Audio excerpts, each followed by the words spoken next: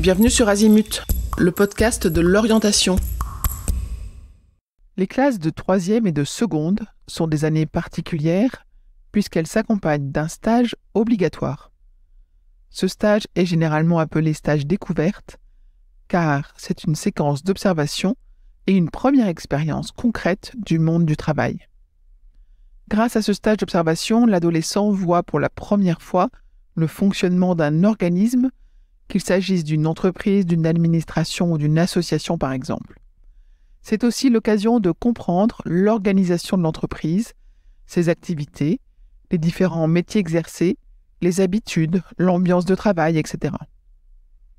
Enfin, ce stage représente l'opportunité de s'informer sur un métier et sur un secteur pour mieux définir son futur projet professionnel.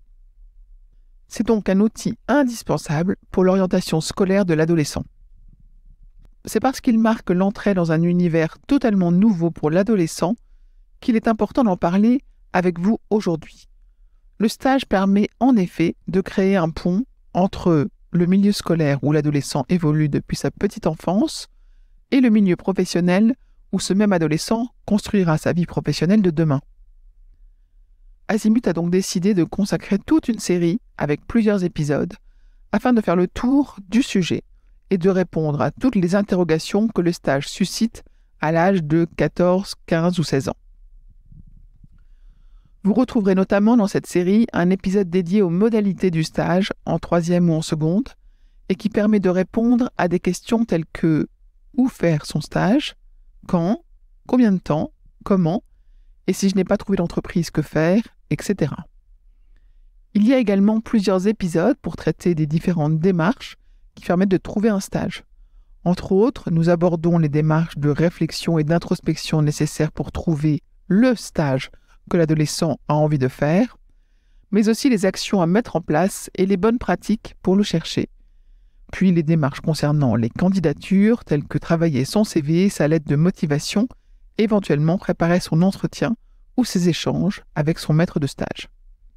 Il existe également un épisode qui explique la posture à adopter pendant le stage pour préparer l'adolescent au savoir-être professionnel.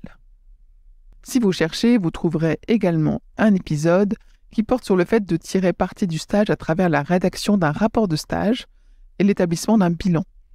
En formalisant ce qu'il a fait et ce qu'il a aimé, cela amène l'adolescent à mieux cerner ce vers quoi il souhaite évoluer. Bref, vous l'aurez compris, si le stage est une préoccupation pour vous, parents et vos ados, alors nous vous invitons à suivre l'ensemble des épisodes de cette série. Je vous retiens quelques instants de plus pour vous remercier de votre écoute fidèle. Les nombreux messages que vous nous envoyez nous touchent beaucoup et nous lisons toujours les avis que vous nous laissez sur Apple Podcast avec émotion. Si ce n'est pas encore fait, allez nous déposer 5 étoiles et rédigez votre commentaire sur Apple Podcast et sur Spotify. Vous pouvez également vous abonner pour avoir les épisodes dès leur sortie. Et surtout, partagez l'existence du podcast autour de vous. Parlez-en. Pour bénéficier d'une lecture d'épisodes par thématique, nous vous recommandons d'aller sur notre site azimut-podcast.com. Vous verrez, tout y est très bien classé. Je vous souhaite une bonne journée ou une bonne soirée et à bientôt sur Azimut.